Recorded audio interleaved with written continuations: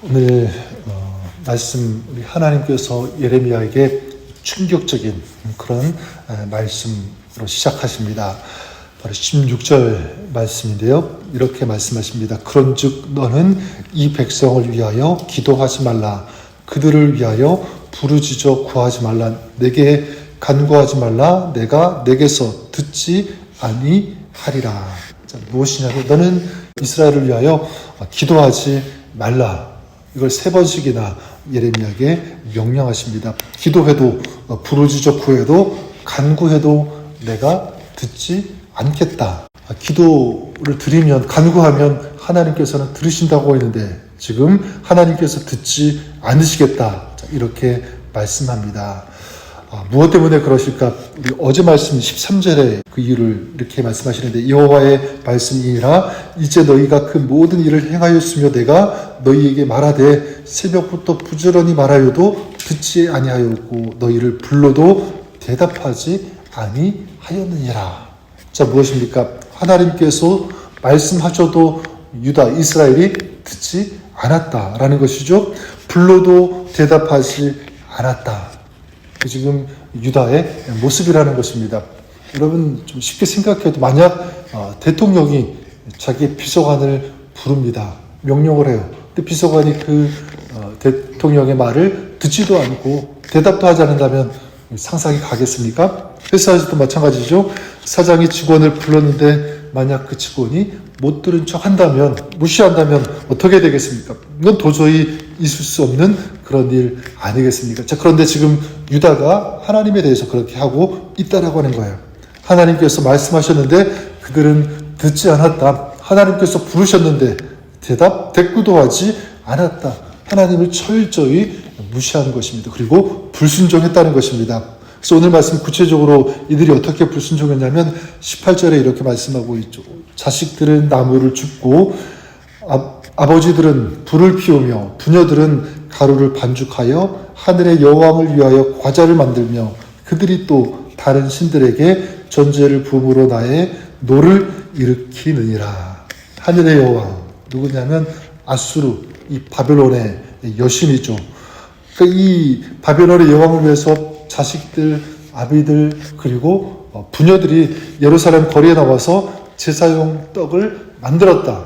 이 떡을 만들었다는 것은 뭐냐면 그 하늘의 여호와에게 바칠 섬길 그런 제사 음식을 만들었다는 것 아니겠습니까? 그러니까 결국 그들이 계속해서 하나님께서 말씀하셨는데 그럼에도 불구하고 그들은 우상을 만들고 우상을 섬겼다는 것입니다. 자, 하나님께서 그들이 구해도 듣지 않으시겠다. 바로 이 이유 때문이죠. 자, 이것은 하나님께서 그들의 기도 그리고 예레미야의 어떤 그 간구 그걸 무시하는 것이 아니라 이건 하나님의 찢어지는 듯한 그 아픔을 표현했다라고 볼 수도 있습니다. 자, 그러면 이렇게 하나님께서 아파하시는데 자, 이렇게 말씀하시는데 자, 그러면 하나님께서 바라시는 것은 어떤 것인가? 하나님께서 원하시는 것 그것이 바로 23절 말씀이죠. 23절에 이렇게 말씀합니다. 너희는 내 목소리를 들으라. 그리하면 나는 너희 하나님이 되겠고 너희는 내 백성이 되리라. 자, 무엇을 말씀합니까? 내 음성을 듣지 않는, 내가 불러도 대답하지 않은 저들. 근데 하나님께서 원하시는 것이 무엇이냐면 내 목소리를 들으라. 이것이 하나님의 소원입니다. 그러면 나는 너희 하나님이 되겠고 너희는 내 백성이 될 것이라. 이렇게 말씀하시죠. 여러분 우리의 신앙을 간단히 정의하면 뭐라고 할 수 있을 것 같습니까? 저는 이렇게 정의할 수 있을 것 같습니다. 신앙은 관계이다라는 것입니다. 신앙은 관계. 여기도 말씀하셨던 것처럼 하나님께서 우리의 하나님이 되고 우리는 하나님의 백성이 되는 것. 관계죠. 그러니까 우리의 신앙은 무엇이냐면 관계다. 관계가 우리의 신앙이다. 자, 하나님은 그런 관계의 출발, 이 신앙의 출발을 무엇이라고 하십니까? 너희는 내 목소리를 들으라. 이게 제대로 된 관계, 우리 신앙의 출발이라고 할 수 있습니다. 내 목소리를 들으라. 여러분 이것이 복잡합니까? 복잡하지 않죠? 굉장히 심플합니다. 그런데 우리가 신앙생활하면서 굉장히 우리의 신앙생활을 복잡하게 생각하는 그런 분들도 있습니다. 이것도 해야 되고 저것도 해야 되고 이건 하지 말아야 되고 굉장히 복잡하게 생각하는데 그렇지 않습니다. 굉장히 심플합니다.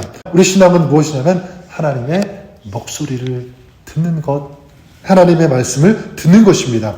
그런 맥락에서 저는 우리 신앙을 좀 단순화시킬 필요가 있다고 생각합니다. 신앙생활을 오래 하다 보면 우리가 자꾸 본질, 이건 잃어버리고 자꾸 외형적인 그런 비본질적인 이런 것을 가지고 자꾸 신앙을 판단하고요. 또 그런 신앙을 만들어 가려고 하는 그런 경향이 있다는 것입니다. 신앙생활은 이래야 되고 저래야 되고 또 어떤 직분이 있어야 되고 어떤 일을 해야 되고 자꾸 이런 것들로 우리의 신앙을 포장하려고 하는데 그렇지가 않습니다. 물론 그런 것도 필요하겠지만 본질은 무엇이냐면 본질은 하나님의 말씀을 듣느냐 그리고 그 말씀대로 순종하려고 하느냐 이 마음의 태도, 이 자세 이것이 우리 신앙의 출발이고 기본이 되어야 된다고 생각합니다. 저는 바라는 것은 저 여러분이 이렇게 하나님의 목소리를 듣는 하나님의 말씀을 듣는 그래서 하나님께서 우리의 하나님이 되시고 우리는 하나님의 백성이 되는 이것을 우리 신앙생활의 기본, 이 기초로 삼으시는 여러분 될 수 있기를 바랍니다. 그리고 이것이 우리 신앙의 본질이다. 이것을 알고 이 본질을 잃어버리지 않고 살아가시는 저 여러분 우리가 될 수 있기를 주님의 이름으로 축원합니다. 자 그러면 이 하나님의 말씀을 듣는다는 것, 하나님의 음성을 듣는다는 것이 왜 중요한가? 저는 이것이 그냥 단순히 듣는다 이 정도가 아니라 이 하나님의 음성, 하나님의 말씀을 듣는다는 것은요 하나님을 향한 정말 아름다운 그 모습, 우리의 태도이기 때문에 그렇습니다. 어떤 태도냐면 두 가지인데 하나님의 말씀을 듣는다는 것은 하나님을 하나님으로 인정한다는 거예요. 하나님으로 인정한다. 그런 태도가 이 속에 들어가 있기 때문입니다. 하나님을 인정하고 말씀을 듣는다는 것, 이게 우리의 예배의 본질 아니겠습니까? 여러분, 누군가의 말을 잘 듣는다. 만약 어린아이가 우리 부모님의 말씀을 경청해서 듣는다. 그 뭐냐면 그 부모님을 인정할 때, 경외할 때, 사랑할 때 그런 태도를 갖는 것 아니겠습니까? 만약 말하는 대상을 얕보거나 무시하면요, 그 사람의 말 경청하지 않습니다. 들으려고 하지 않을 거예요. 근데 여기 유다는 지금 여기에서 실패한 거죠. 그들은 단순히 하나님의 말씀을 듣지 않은 것이 아니라 하나님을 인정하지 않았기 때문에 하나님을 무시했기 때문에 듣지 않은 것입니다. 또한 이 하나님의 말씀을 듣는 것이 중요한 이유가 무엇이냐면 그 말씀을 듣는 것으로 그치지 않고 말씀을 잘 듣는 것은 뭐냐면 그 말씀대로 내가 살겠습니다라고 하는 이 마음의 자세, 이 태도가 들어가 있기 때문에 그렇습니다. 그래 여러분 말씀을 경청한다는 것 바로 이 마음이 들어가 있는 거죠. 주님 제가 말씀을 듣겠습니다. 제가 그 말씀을 듣고 그 말씀대로 살겠습니다. 따르겠습니다.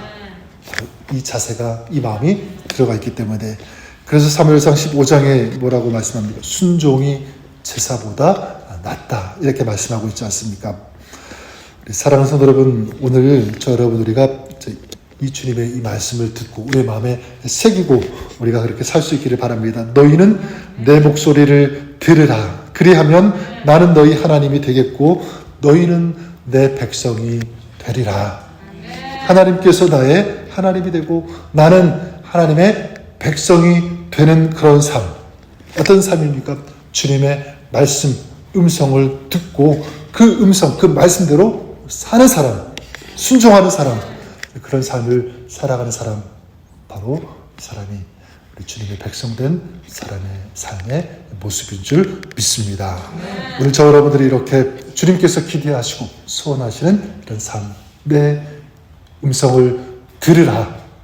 이 말씀을 다시 한번 우리 가슴에 새기고 그 말씀을 듣고 그 말씀대로 살아가는 오늘 여러분의 삶, 여러분의 신앙이 그렇게 될 수 있기를 주님의 이름으로 간절히 축원합니다.